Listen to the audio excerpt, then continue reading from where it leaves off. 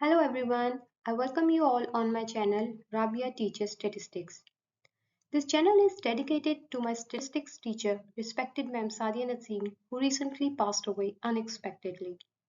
She may not be with us today, but her memory will live on in her achievements, as her passion for teaching and her dedication to her students will be cherished always. I will miss her more than words can express. Now, what is the purpose of creating this channel? The main purpose of creating this channel is to share the knowledge which I have gained from my statistics teacher, Ma'am Sadia Naseem, among other students. What to expect? If you have watched my previous video in which I have shared a roadmap about the topics which we will be covering, I will start from the basic concepts of statistics and then we will move forward to more advanced concepts. Topics we will cover. So these are the list of topics which I will be covering in this class. The first is definition of topic. Then we will move to understand the difference between qualitative and quantitative data and the difference between discrete and continuous data. And then we will move forward to understand what are the different scales of measurement. Objectives of this lesson. The main three objectives of this lesson are students will be able to understand data and its types. Students will be able to differentiate between different types of data and students will learn the uses of different scales of measurement. Statistics is used in almost every field of study. So considering the importance of statistics, we all must be knowing that there is an important term around which the whole statistics revolve, and that is the term data. Now let us first study that what is this term data and what are its different types. Because if we will understand the term data and its different types, it will be easy for us to understand the definition of statistics and its different concepts. So, data refers to a collection of discrete or continuous values that convey information. If you notice, there are three important terms in this definition, and if you will understand these terms, it will be easy for you to understand what is actually data. Now, what is data? It refers to a collection. The first thing is we have some kind of collection. Collection of what? Collection of values. That values can be discrete or that values can be continuous. And what are those values conveying? Like now the values, the discrete values or the continuous values that we have collected, what those values are conveying to us? That values are conveying some kind of information to us. That information can be true or untrue. Here a question might arise in your mind that okay, we have understood that data is a collection of discrete or continuous values and those values are going to convey some kind of information to us. But how those data is going to be collected? Now, what things are creating the data? So, data consists of information coming from all observations, counts, measurements, or responses. Now, what they are telling us from where we are getting the data or what is data consisted of? Data consists of information, any kind of information that is coming from some kind of observation. If we are observing something, any kind of counts, if we are counting something, any kind of measurements, if we are measuring something, or any kind of responses. If the responses, someone is giving us some kind of responses, and if we are collecting those values, then that is called data. Now, if you look at this picture, what is data? So, any kind of quantities, information, graphs, measurements, observation, facts, numbers, all these kinds of things are generating what? Data.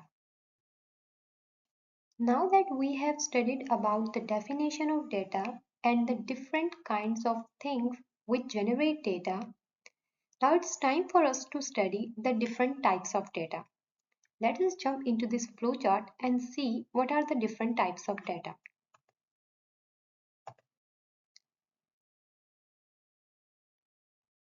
Okay, so now it's time for us to understand the different types of data. We will start from the top. If you see, that the data is divided into two main types. On the left, we can see the quantitative data, and on the right, we can see the qualitative data. Notice here that the quantitative data and the qualitative data has further subdivisions. Okay, so now that we have studied that the data is divided into two main types, the quantitative and the qualitative data, now we will look at the quantitative data and its further subdivisions. The quantitative data is further divided into discrete data and continuous data. And the qualitative data is further divided into nominal data and ordinal data. If you can see that the continuous data has further subdivision into interval data and ratio data.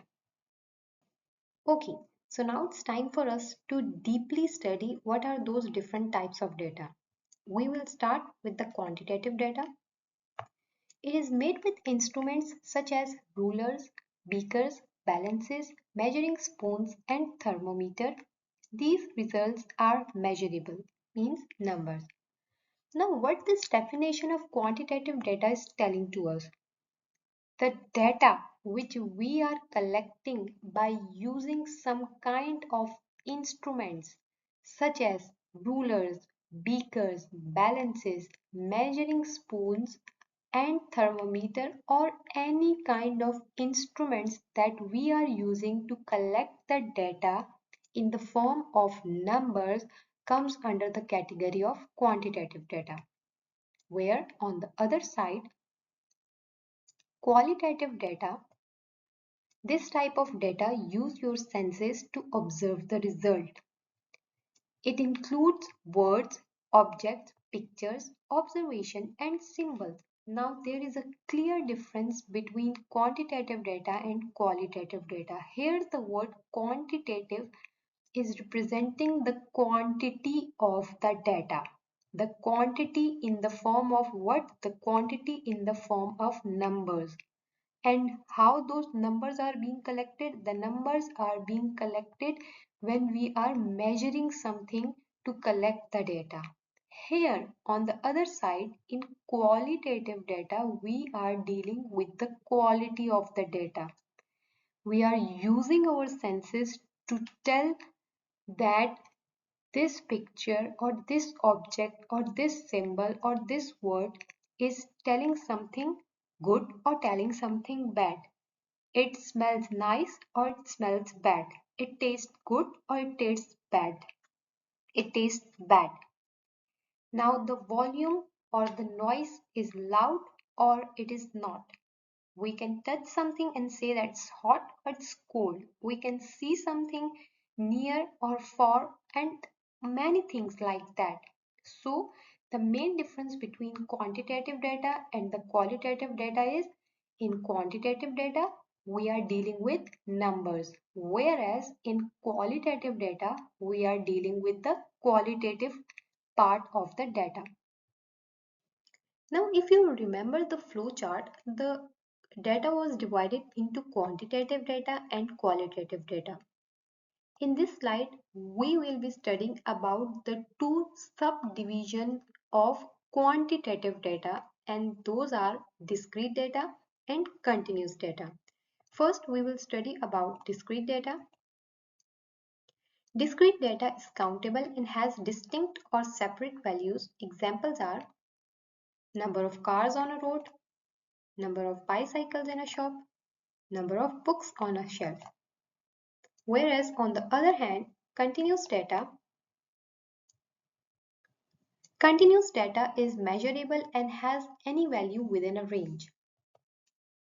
For example, weight of a person, body temperature of a patient, distance traveled by a car. Now, how to differentiate between discrete data and continuous data? It is very simple. Remember, discrete data is countable. There are no decimal values in discrete data. For example, we cannot say that there are 2.5 cars. No. In discrete data, the values are countable. Always remember, it has countable and separate means distinct values. Like we cannot say there are 4.5 bicycles. No, we cannot include any decimal value in discrete data. The values must be countable. There must be jumps between the value, for example 1, 2, 3 and so on. Where on the other side, continuous data consists of values that are measurable and has any value within a range. This is important. This is important to remember that in continuous data, the values falls within a range. In simple terms, it means that the continuous data consists of decimal values, whereas discrete data does not have any decimal value. It consists of values that are countable in nature. Now, as we have studied about the discrete and continuous type of data, let us quickly review the definition of data so we can better understand this term. Data refers to a collection of discrete or continuous values that convey information. So, what are discrete values? Any value that is countable. And what are continuous values? Any value that is in the form of number, any value that is in the form of number, and the number will come in a range. So the collection of such values that will convey us information is called data. Now let us quickly review the flowchart and see which topics we have covered and which topics are remaining. The types of data. Under the heading of types of data, we have studied about the quantitative data and qualitative data, and then we have studied that quantitative data is further divided into discrete data and continuous data. Now, the interval data, ratio data, nominal data, and ordinal data. These data are also called scales of measurement.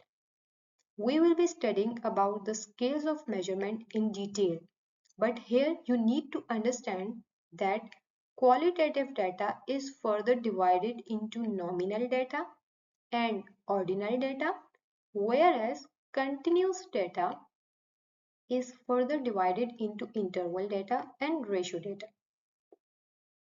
So, this is an overview of the scales of measurement. Nominal scale data, ordinal scale data, interval data, and ratio scale data. We will be studying about each type of data in detail in the upcoming slides.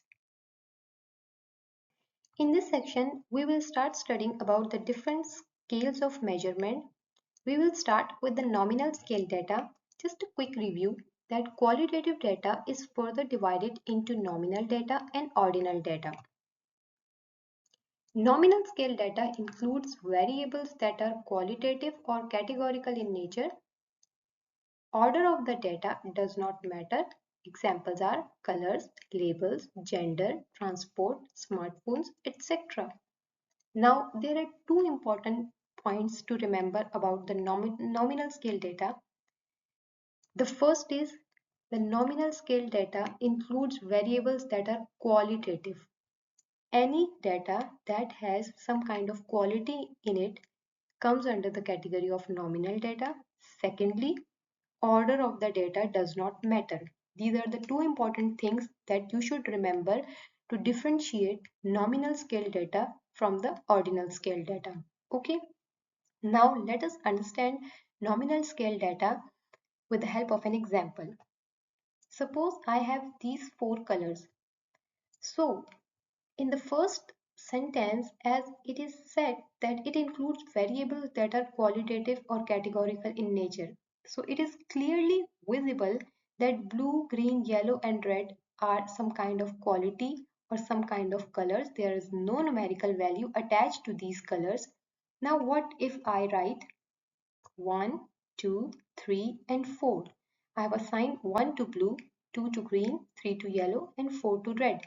Does it mean that I have converted this data into numerical form? No, it does not mean that 1, 2, 3 and 4 are some kind of numerical values attached to these colors. These numbers are just values. They have no numerical value or they have no numerical importance in nominal scale data. If, what if? What if I want to use the nominal scale data in statistical analysis? The question might arise in your mind how I'm going to use the numerical scale data into statistical study. Now let us move forward. Suppose I have to collect a data from 10 people and I have to ask them to choose a color from this box. 3 persons like blue color, 5 persons like green color, 1 person likes yellow color and 1 person likes red color. So, can we draw any conclusion from this data? Of course. We can say that as we have collected the data from 10 persons, so we can say that 30% of the individuals like blue color, 50% of the individuals like green color, 10% of the individuals like yellow color, and 10% of the individuals like red color. So in this way, we have converted our nominal scale data into a numerical form, and then we have done some kind of statistical process on it. It is a simplest kind or simplest type of statistical process that we have performed on the numerical data. So do not get confused. You only have to remember two things about nominal scale data. First, the data is qualitative in nature, and the second, there is no order of data in nominal scale data. These two important points will help you understand nominal scale data, ordinal scale data, interval scale data, and ratio scale data. Next, we will study about the ordinal scale data. Ordinal scale data classify variables into categories which have a natural order or rank. Order of the data matters. Examples are educational level, school grades, seniority level, social classes, etc. We cannot measure the difference between variables. Now, what they are telling us in ordinal scale data? First, ordinal scale data classify variables into categories. Yes, of course we know, because nominal scale data and ordinal scale data both are the types of qualitative data. So, as they are types of qualitative data, so they will definitely include the variables that are qualitative in nature. So how to differentiate if nominal scale data is also categorical and ordinal scale data is also categorical? So how to differentiate between these two types of data? Now the difference lies here. In nominal scale data, if you remember, we have said that there is no order present in nominal scale data, but in ordinal scale data, as the name itself suggests, that there is some kind of order or rank present in this type of data. Next, they have said that order of the data matters. In nominal scale data, we have studied that order does not matter. We cannot assign any kind of numbers. Those numbers does not have any value. But here in ordinal scale, the numbers have value because we are assigning some kind of ranks to values. For example, educational level, BA, Masters, MPhil, PhD, school grades A, B, C, D, seniority level, similarly social classes, etc. All these kinds of examples include the data which can be ranked. We cannot measure the difference between variables. Now this is another important point to remember about the ordinal scale data, that we cannot measure the difference between variables. Now let us understand ordinal scale data with the help of an example. Suppose we have three students and those students got grade first, second and third. Similarly, we can use the first, second and third positions in this form. Finishes, for example, first person who finishes the race in 3 minutes and 45 seconds. The second person finishes race in 3 minutes and 40 seconds. The third person finishes race in 5 minutes. Now, Here you can understand that what this sentence actually means. We cannot measure the difference between variables. We have said that the first person who finishes the race in 3 minutes and 45 seconds and the second person or the person who got the second position finishes race in 3 minutes and 40 seconds. So if you can see that there is only 5-second difference between the first position and the second position. But the person who got the third position finishes race in 5 minutes. There is a significant difference between the person who got third position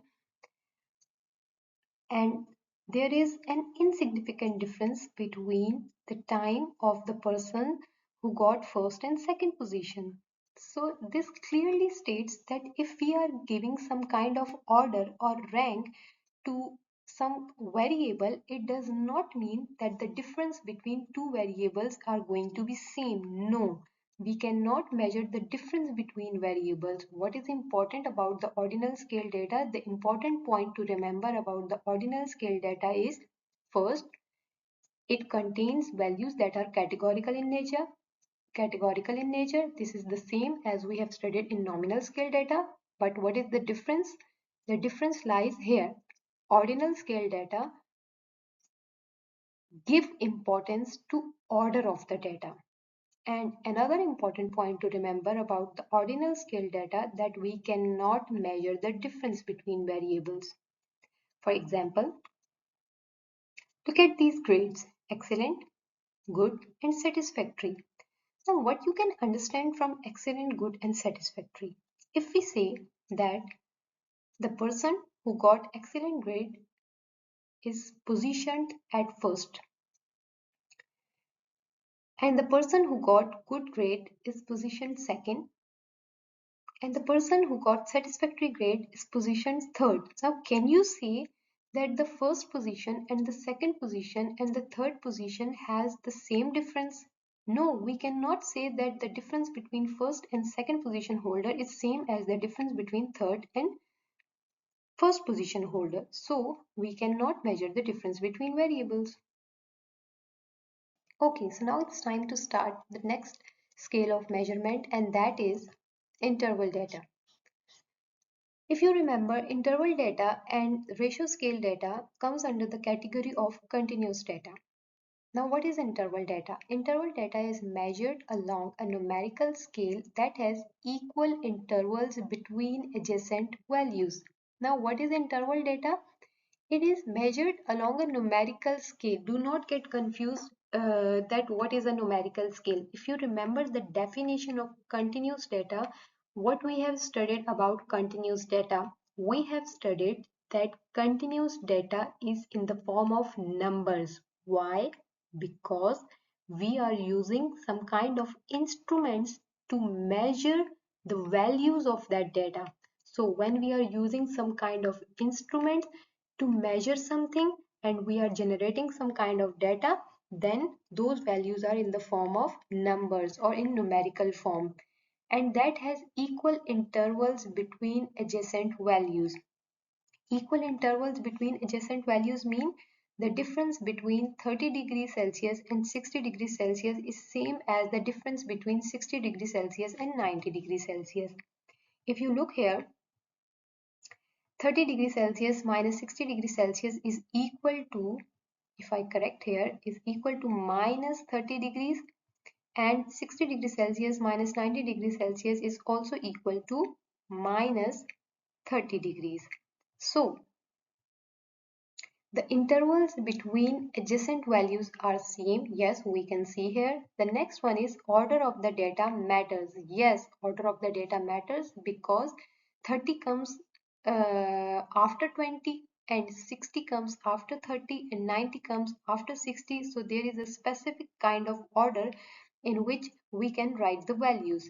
Examples are temperature, IQ scores, income ranges, etc. We can measure the difference between variables except ratio. Now, what does it mean? We can measure the difference. Yes, we can see here that we can measure the difference, but Except ratio, what does it mean? Look here. If we divide 60 by 30, we get the answer 2. So, can we say that a temperature of 60 degrees is twice as hot or twice as cold as the temperature of 30 degrees Celsius? No, we cannot say that the 60 degrees Celsius is as hot, is 2 times or twice hot as the temperature of 30 degrees Celsius. This is not the case. We cannot say like this. So, we can measure the difference between variables. Yes, we can measure the difference between variables, but we cannot use ratio. Ratio in this case is not applicable. Another important point, no true zero starting point. Now, what does it mean? For example, can we say that the temperature cannot fall below 0 degrees centigrade? No, 0 degree is not the lowest temperature. It is not the absence of heat. The temperature can go down from 0 degrees centigrade to -10 to -20 and so on. Now, the last scale of measurement is ratio scale data. Ratio scale data is measured along a numerical scale that has equal intervals between adjacent values and a true zero. Order of the data matters. Examples are temperature, weight in kg, number of staff, income in dollars, etc. We can measure the difference between variables, including ratio, contains a true zero starting point. Now, if you remember, in nominal scale data, we can only label the data. Yes, we can only label the data. We cannot order the data in any form. In ordinal scale data, we can label the data as well as we can give some kind of order to the data or some kind of rank to the data.